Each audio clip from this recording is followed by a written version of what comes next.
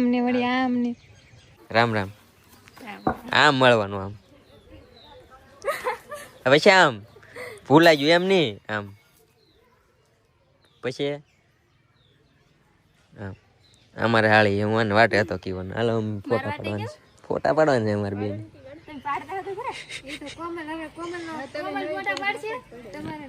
હવે અમારે બેન પાડો ફોટો પાડતો એમ જો કેટલો મસ્ત ફોટો સો તો ખરી પણ